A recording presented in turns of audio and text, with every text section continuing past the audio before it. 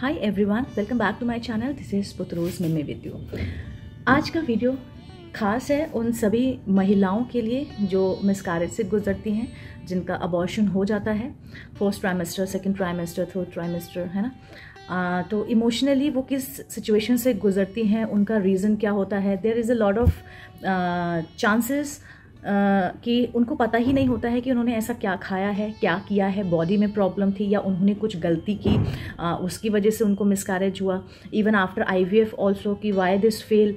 Normal अगर pregnancy है तो होते हैं चांसेस कि मिसकैरेज हो जाता है, चाहे कभी वो फर्स्ट ट्राइमेस्टर में, सेकेंड में, थर्ड में। तो आज मैं आपको प्रॉपर बताऊंगी, गाइड करूंगी कि रीज़न क्या क्या हो सकते हैं और क्या क्या कॉम्प्लिकेशन आ सकती है ना। तो मेरे वीडियो को मैं रिक्वेस्ट करूंगी आप प्लीज़ जो है अंत तक ज़रूर देखिएगा, क्योंकि डेफिनेटली बहुत हद तक आपको जो है नॉलेज मिलेगी और सही नॉलेज रहते आप जो है फ्यूचर में बेबी प्लान कर सकते हैं। So let's start today's video with a smile and hope. सबसे पहले मिसकैरेज क्यों होता है। फर्स्ट ट्राइमेस्टर अबॉर्शन के कुछ वार्निंग साइनें हैं। चलिए हम सच्चाई और बचाव दोनों बताते हैं। दर्द की शुरुआत है, लेकिन उम्मीद के साथ मैं कोशिश करूंगी कि आपको बताऊं। बहुत बार आपने सुना होगा मुझे अबॉर्शन हो गया है ना। पहली बार, दूसरी बार, तीसरी बार, तो क्या मैं कभी माँ बन पाऊंगी। अगर आप या आपकी कोई बहन इस दर्द से गुजरी है तो ये वीडियो जो है आपके लिए है। आज पुत्रूज मिमी में मैं आपको बताऊंगी कि पहले 3 महीने में मिसकैरेज के संकेत क्या होते हैं, कारण क्या होते हैं और सबसे ज़रूरी उम्मीद कैसे बनी रहे। बहुत इंपॉर्टेंट है। पहला सवाल कि मिसकैरेज आखिर होता क्या है ना। तो पहले 3 महीने यानी कि आपके फर्स्ट ट्राइमेस्टर में अगर प्रेगनेंसी रुक जाती है तो उसे मिसकैरेज कहते हैं। वो डेवलप नहीं कर पाई तो 25 से 26% तक प्रेगनेंसी मिसकैरेज में बदल जाती है और उसमें से 80% पहले 3 महीने में होती है। लेकिन अच्छी बात यह है कि 75% महिलाएं फिर से आसानी से नेचुरल कंसीव कर लेती हैं। कुछ साइनेज हैं मिस्ड या अपकमिंग मिसकैरेज के लक्षण होते हैं। जैसे अगर आपको ये सब पता लगे, देखे तो सावधान हो जाइए। अगर आपको वर्जाइनल ब्लीडिंग या फिर स्पॉटिंग है तो थोड़ा सा थमिए। पेट के निचले हिस्से में अगर आपको तेज दर्द या क्रैम्प्स हैं, कमज़ोरी बनी रह रही है, चक्कर या फिर प्रेगनेंसी के लक्षण अचानक से गायब हो गए, है ना, तो आपको थोड़ा संभलने की ज़रूरत है। थोड़ी भी ब्लीडिंग अगर आपको दिखती है तो प्लीज़ मैं रिक्वेस्ट करूंगी डॉक्टर को दिखाइए। समय पर कदम उठाना बहुत कुछ बचा सकता है। मिसकैरेज के कारण क्या होते हैं, है ना। नॉर्मली हमें जो है नहीं पता लगता कि मिसकैरेज के जो है कारण क्या होते हैं। पहला आपका होता है क्रोमोसोमल अबनॉर्मलिटी, भ्रूण का जेनेटिक डिसऑर्डर। दूसरा आपका इन्फेक्शन, TB, है ना, ये सब हो सकता है। तीसरा मेडिकल कंडीशन, जैसे कि अगर आपको थायराइड है, डायबिटीज़ है, हाई BP की शिकायत है तो भी एबॉर्शन हो सकता है। हार्मोनल इश्यूज़ है, प्रोजेस्टेरोन की अगर आपकी बॉडी में कमी है तो मिसकैरेज हो सकता है। PCOS, फाइब्रॉइड या गर्भाशय में कोई भी दिक्कत है तो भी चांसेस होते हैं कि आपका मिसकैरेज हो सकता है।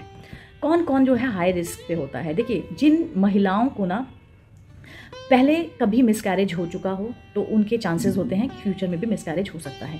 उम्र अगर 35 से ज़्यादा हो, जैसे मैंने बताया। अगर आप स्मोकिंग, अल्कोहल, ज़्यादा कैफीन अगर इंटेक करते हो तो भी चांसेस हैं कि आपका मिसकैरेज हो सकता है। पुअर न्यूट्रिशन या फिर कांस्टेंट स्ट्रेस में अगर रहते हो then also you have a chance for miscarriage.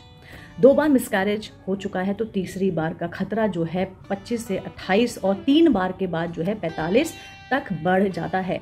Miscarriage के बारे में ना कुछ बड़े झूठ हैं, जैसे कि मिसकैरेज मेरी गलती की वजह से हुआ है। ये गलत है, यह आपका दोष बिल्कुल भी नहीं है।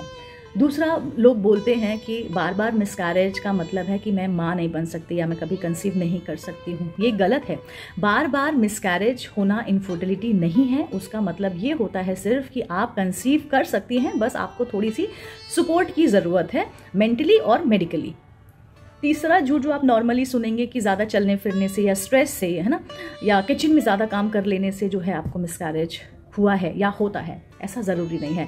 मॉडरेट लाइफस्टाइल अगर आप अपनाते हो, एक्टिविटीज़ नुकसान नहीं करती हैं, राइट, लेकिन आपको अपनी बॉडी को समझना बहुत ज़रूरी है। तो सवाल है कि बचाव कैसे करें। क्या ऐसा करें कि जिससे मिसकैरेज ना हो? देखिए, मैं अगर आपको बोलूँगी तो आप अपना चेकअप करवाइए, थायराइड और शुगर कंट्रोल रखिए, फॉलिक एसिड प्रेगनेंसी से पहले ही लेना शुरू कर दीजिए, इन्फेक्शन स्क्रीनिंग ये सारी चीज़ें आपको करवानी होंगी इफ़ यू वांट कि अगर आपका बच्चा सही सलामत इस दुनिया में आए। जो भी गलत लाइफस्टाइल है या स्मोकिंग, अल्कोहल, जंक फूड, इन सब से दूरी बनानी होगी। थोड़ा सा योगा कर सकते हैं, pranayama is a very good, I am telling you. याद रखिए, आपका शरीर ना चमत्कार कर सकता है, बस उसे समझना और संभालना ज़रूरी है। आईवीएफ के केस में ना मिसकैरेज कैसे प्रिवेंट करें? आईवीएफ तो वैसे भी बहुत डिफ़िकल्ट स्टेज होता है। आईवीएफ में प्रेगनेंसी बड़ी ही मेहनत से आती है, इसलिए इम्प्लांटेशन से पहले यूट्रस की जांच बहुत ज़रूरी है। आप जो है हिस्ट्रोस्कोपी करवा सकते हैं। इन्फेक्शन या थायराइड जैसी दिक्कतें पहले ही आप जो है ठीक कीजिए, उसके बाद जो है आप प्रेगनेंसी प्लान कीजिए। एम्ब्रियो की क्वालिटी पर ध्यान देना बहुत ज़रूरी है। जैसे आप एक टेस्ट होता है PGTA है ना, जैसी जांच करवा सकते हैं, इससे बहुत सपोर्ट मिलता है। आईवीएफ में जो है बच्चा पाने की कोशिश एक क्रिकेट मैच जितनी होती है, हर रन जो है कीमती है। उम्मीद हमेशा ज़िंदा रखिए, आपका भी नंबर आएगा, आप भी माँ बनेंगी। आपका एक मिसकैरेज हुआ है, 2 हुए हैं, 3 हुए हैं, इसका मतलब ये कभी भी नहीं है कि आप माँ नहीं बन सकती हैं। आप माँ बन सकती हैं, आप जो है एक हेल्दी बच्चा पैदा कर सकती हैं, लेकिन आपको सबसे पहले अपनी बॉडी को समझना और देखना बहुत ज़रूरी है। बस हर बार आप एक चीज़ याद रखिए कि आप हार नहीं मान सकती। डॉक्टर से मिलिए, टेस्ट करवाइए और मन में हमेशा आशा बनाए रखिए। चलिए साथ मिलकर ना उम्मीद बांटें, खुशियाँ बांटें, एक्सपीरियंस बांटें, और इसके लिए आप प्लीज़ सब्सक्राइब कीजिए पुत्रूज मिमी को, क्योंकि यहाँ ना हम आईवीएफ, प्रेगनेंसी और माँ बनने की सच्ची बातें करते हैं, डर से नहीं, मोहब्बत और प्यार से। फिर से मिलती हूँ मैं इसी चैनल पर। Till then take care, bye bye.